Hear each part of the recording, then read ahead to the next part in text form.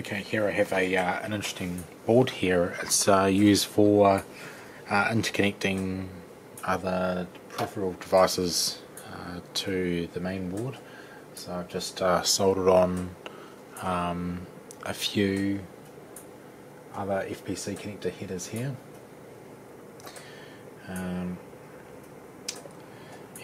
now it's time for the finer pitch board-to-board connector.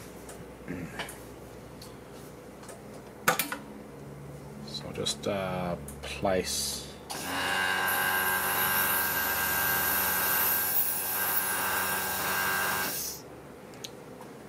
on the board here. Just carefully align it. There's actually there's actually a couple of holes at the bottom of the board there where I can actually align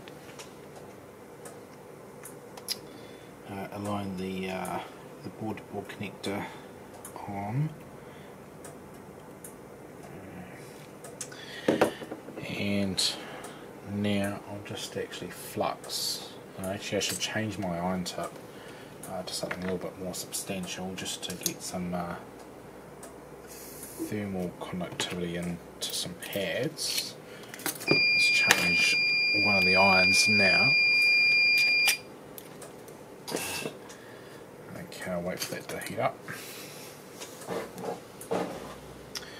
And I'll apply some flux just on the two areas that I want. I'm just going to verify in microscope that we're relatively centered up, and we are, so that's okay.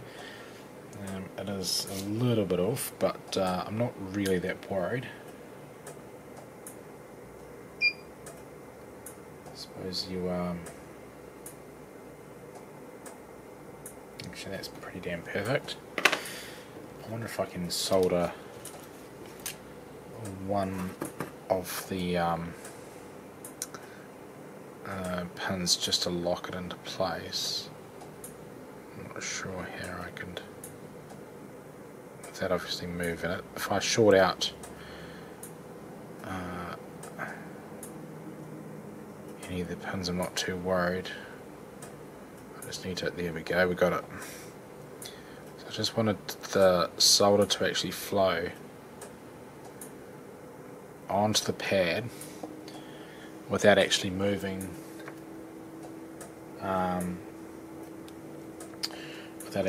it. Okay, so we're pretty good here. So I'm going to just actually solder the lug side here.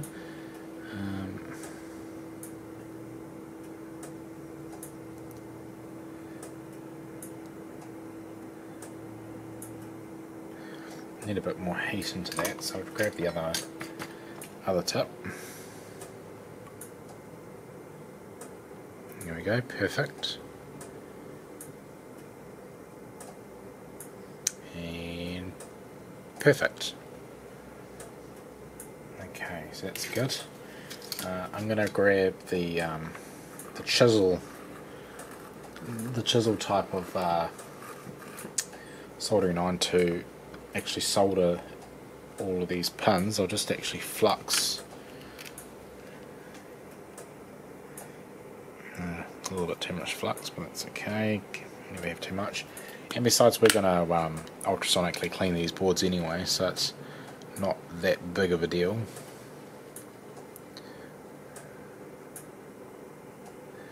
Okay, let's start to.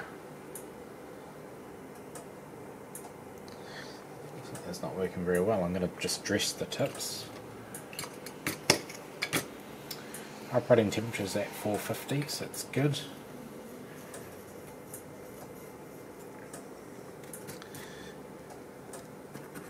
So my solder sponge is actually dried up a bit over the course of the day, so I just re-moistened that.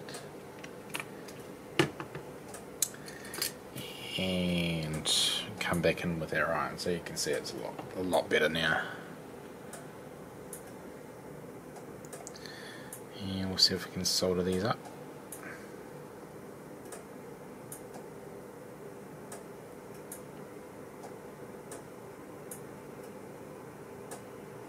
this isn't going as well as I'd hoped. Oh, here we go. So just took a little bit of convincing from the iron. I actually might use a bladed iron for this. I'll just see if I can drag solder our pins over. That looks pretty good. Obviously a couple of no connects there, so I'll just use the blade soldering iron just to finish that row off. And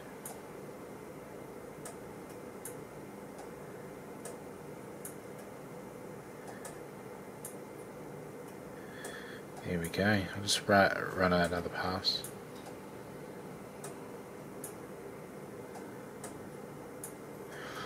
Okay, that's pretty beautiful. I'll just flip the board around now.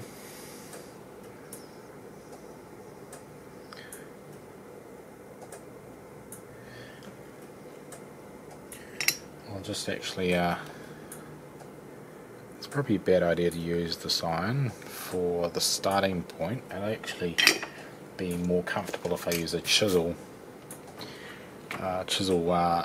tip just to apply the solder onto the pads and the pin, hopefully. There we go. These shorts can easily be cleared up by using the blade iron. I just need enough solder on there to start that process.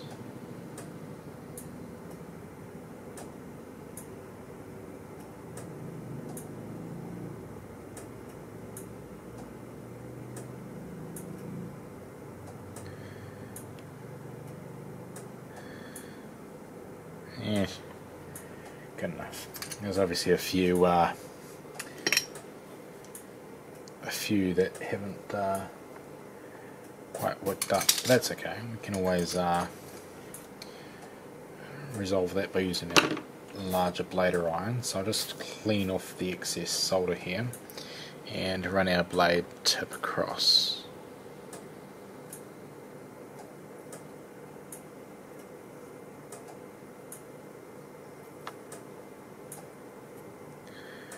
Perfect.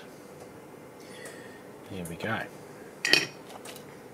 So now I'll just verify that we have all of the connections made. And how I'm going to do that is I'm going to actually just strike across a pair of tweezers and just make sure that none of the pins are actually going to move as my tweezer tip comes along in contact. I'll spin that board around just so it's easy to see on the other side here of what's going on. So again, what I'm doing is just gonna brush my my tweezer along and make sure none